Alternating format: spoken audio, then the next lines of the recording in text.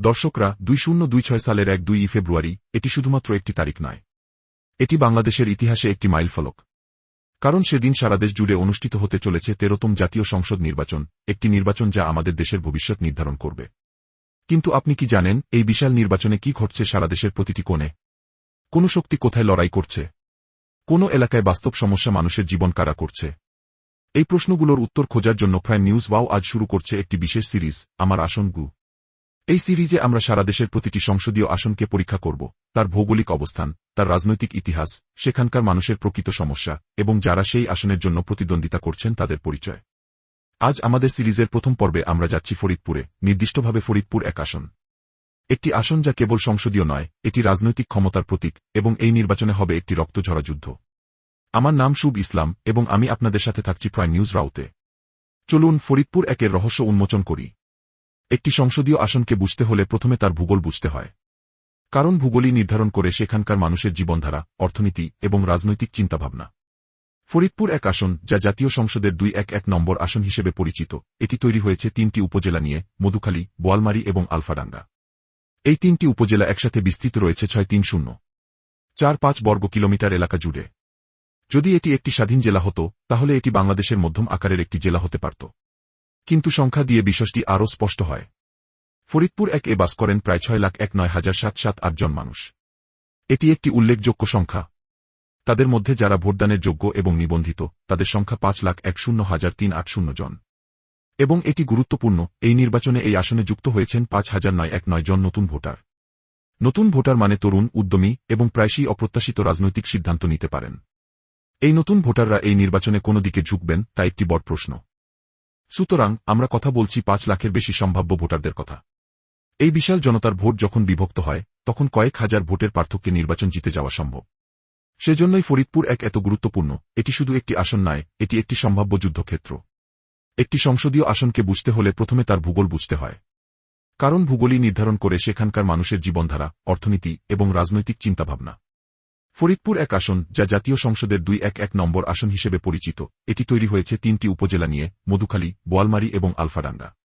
এই 3টি উপজেলা একসাথে বিস্তৃত রয়েছে 63045 বর্গ কিলোমিটার এলাকা জুড়ে। যদি এটি একটি স্বাধীন জেলা হতো, তাহলে এটি বাংলাদেশের মধ্যম আকারের একটি জেলা হতে পারত। কিন্তু সংখ্যা দিয়ে বিষয়টি আরও স্পষ্ট হয়। ফরিদপুর 1-এ বাস করেন প্রায় 6,19,778 জন মানুষ। এটি একটি উল্লেখযোগ্য সংখ্যা। তাদের মধ্যে যারা ভোটদানের যোগ্য এবং নিবন্ধিত, তাদের সংখ্যা 5,10,380 জন। এবং এটি গুরুত্বপূর্ণ, এই নির্বাচনে এই আসনে যুক্ত হয়েছেন 5,919 জন নতুন ভোটার। নতুন ভোটার মানে তরুণ, উদ্যমী এবং প্রায়শই অপ্রত্যাশিত রাজনৈতিক সিদ্ধান্ত নিতে পারেন। এই নতুন ভোটাররা এই নির্বাচনে কোন দিকে ঝুঁকবেন তা একটি বড় প্রশ্ন। সুতরাং আমরা কথা বলছি 5 লাখের বেশি সম্ভাব্য ভোটারদের কথা। এই বিশাল জনতার ভোট যখন বিভক্ত হয়, তখন কয়েক হাজার ভোটের পার্থক্যে নির্বাচন জিতে যাওয়া সম্ভব। সেজন্যই ফরিদপুর 1 এত গুরুত্বপূর্ণ। এটি শুধু একটি আসন নয়, এটি একটি সম্ভাব্য যুদ্ধক্ষেত্র। একটি সংসদীয় আসনকে বুঝতে হলে প্রথমে তার ভূগোল বুঝতে হয়। কারণ ভূগোলই নির্ধারণ করে সেখানকার মানুষের জীবনধারা, অর্থনীতি এবং রাজনৈতিক চিন্তাভাবনা। ফরিদপুর 1 আসন, যা জাতীয় সংসদের 211 নম্বর আসন হিসেবে পরিচিত, এটি তৈরি হয়েছে 3টি উপজেলা নিয়ে: মধুখালী, বোয়ালমারী এবং আলফাডাঙ্গা। এই 3টি উপজেলা একসাথে বিস্তৃত রয়েছে 63045 বর্গ কিলোমিটার এলাকা জুড়ে। যদি এটি একটি স্বাধীন জেলা হতো, তাহলে এটি বাংলাদেশের মধ্যম আকারের একটি জেলা হতে পারত। কিন্তু সংখ্যা দিয়ে বিষয়টি আরও স্পষ্ট হয়। ফরিদপুর 1-এ বাস করেন প্রায় 6,19,778 জন মানুষ। এটি একটি উল্লেখযোগ্য সংখ্যা। তাদের মধ্যে যারা ভোটদানের যোগ্য এবং নিবন্ধিত, তাদের সংখ্যা 5,10,380 জন। এবং এটি গুরুত্বপূর্ণ, এই নির্বাচনে এই আসনে যুক্ত হয়েছেন 5,919 জন নতুন ভোটার। নতুন ভোটার মানে তরুণ, উদ্যমী এবং প্রায়শই অপ্রত্যাশিত রাজনৈতিক সিদ্ধান্ত নিতে পারেন। এই নতুন ভোটাররা এই নির্বাচনে কোন দিকে ঝুঁকবেন তা একটি বড় প্রশ্ন। সুতরাং আমরা কথা বলছি 5 লাখের বেশি সম্ভাব্য ভোটারদের কথা। এই বিশাল জনতার ভোট যখন বিভক্ত হয়, তখন কয়েক হাজার ভোটের পার্থক্যে নির্বাচন জিতে যাওয়া সম্ভব। সেজন্যই ফরিদপুর 1 এত গুরুত্বপূর্ণ। এটি শুধু একটি আসন নয়, এটি একটি সম্ভাব্য যুদ্ধক্ষেত্র। একটি সংসদীয় আসনকে বুঝতে হলে প্রথমে তার ভূগোল বুঝতে হয়। কারণ ভূগোলই নির্ধারণ করে সেখানকার মানুষের জীবনধারা, অর্থনীতি এবং রাজনৈতিক চিন্তাভাবনা। ফরিদপুর 1 আসন, যা জাতীয় সংসদের 211 নম্বর আসন হিসেবে পরিচিত, এটি তৈরি হয়েছে 3টি উপজেলা নিয়ে: মধুখালী, বোয়ালমারী এবং আলফাডাঙ্গা। এই 3টি উপজেলা একসাথে বিস্তৃত রয়েছে 63045 বর্গ কিলোমিটার এলাকা জুড়ে। যদি এটি একটি স্বাধীন জেলা হতো তাহলে এটি বাংলাদেশের মধ্যম আকারের একটি জেলা হতে পারত। কিন্তু সংখ্যা দিয়ে বিষয়টি আরও স্পষ্ট হয়।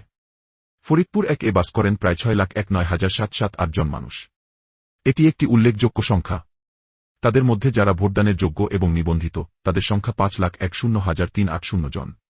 এবং এটি গুরুত্বপূর্ণ, এই নির্বাচনে এই আসনে যুক্ত হয়েছেন 5,919 জন নতুন ভোটার। নতুন ভোটার মানে তরুণ, উদ্যমী এবং প্রায়শই অপ্রত্যাশিত রাজনৈতিক সিদ্ধান্ত নিতে পারেন। এই নতুন ভোটাররা এই নির্বাচনে কোন দিকে ঝুঁকবেন তা একটি বড় প্রশ্ন। সুতরাং আমরা কথা বলছি 5 লাখের বেশি সম্ভাব্য ভোটারদের কথা। এই বিশাল জনতার ভোট যখন বিভক্ত হয় তখন কয়েক হাজার ভোটের পার্থক্যে নির্বাচন জিতে যাওয়া সম্ভব। সেজন্যই ফরিদপুর 1 এত গুরুত্বপূর্ণ। এটি শুধু একটি আসন নয়, এটি একটি সম্ভাব্য যুদ্ধক্ষেত্র। একটি সংসদীয় আসনকে বুঝতে হলে প্রথমে তার ভূগোল বুঝতে হয়। কারণ ভূগোলই নির্ধারণ করে সেখানকার মানুষের জীবনধারা, অর্থনীতি এবং রাজনৈতিক চিন্তাভাবনা। ফরিদপুর 1 আসন, যা জাতীয় সংসদের 211 নম্বর আসন হিসেবে পরিচিত, এটি তৈরি হয়েছে 3টি উপজেলা নিয়ে: মধুখালী, বোয়ালমারী এবং আলফাডাঙ্গা। এই 3টি উপজেলা একসাথে বিস্তৃত রয়েছে 6,3045 বর্গ কিলোমিটার এলাকা জুড়ে। যদি এটি একটি স্বাধীন জেলা হতো তাহলে এটি বাংলাদেশের মধ্যম আকারের একটি জেলা হতে পারত। কিন্তু সংখ্যা দিয়ে বিষয়টি আরও স্পষ্ট হয়। ফরিদপুর 1-এ বাস করেন প্রায় 6,19,778 জন মানুষ। এটি একটি উল্লেখযোগ্য সংখ্যা। তাদের মধ্যে যারা ভোটদানের যোগ্য এবং নিবন্ধিত তাদের সংখ্যা 5,10,380 জন। এবং এটি গুরুত্বপূর্ণ, এই নির্বাচনে এই আসনে যুক্ত হয়েছেন 5,919 জন নতুন ভোটার। নতুন ভোটার মানে তরুণ, উদ্যমী এবং প্রায়শই অপ্রত্যাশিত রাজনৈতিক সিদ্ধান্ত নিতে পারেন। এই নতুন ভোটাররা এই নির্বাচনে কোন দিকে ঝুঁকবেন তা একটি বড় প্রশ্ন। সুতরাং আমরা কথা বলছি 5 লাখের বেশি সম্ভাব্য ভোটারদের কথা। এই বিশাল জনতার ভোট যখন বিভক্ত হয় তখন কয়েক হাজার ভোটের পার্থক্যে নির্বাচন জিতে যাওয়া সম্ভব। সেজন্যই ফরিদপুর 1 এত গুরুত্বপূর্ণ।